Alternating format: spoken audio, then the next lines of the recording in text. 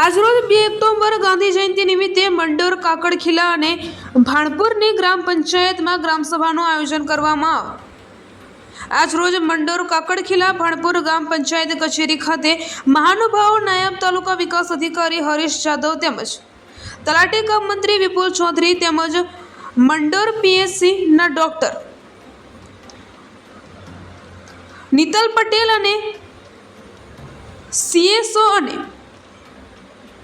MPHW તેમજ સરપંચની ઉપસ્થિતિમાં ગ્રામ પંચાયતમાં ગ્રામસભાનું આયોજન કરવામાં આવ્યું હતું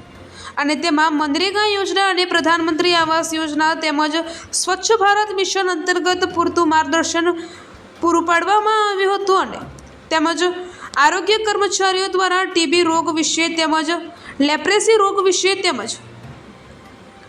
વાહકજન્ય રોગો વિશે કે મલેરિયા, ડેન્ગ્યુ, ચિકનગુનિયા રોગો વિશે તેમજ સિકલ સેલ વિશે વગેરે રોગો વિશે સવિસ્તર લોકોને માહિતગાર કરવામાં આવ્યા હતા। અહેવાલ માંજુભાઈ બારિયા, દાહોદ જિલ્લા બ્યુરો ચીફ।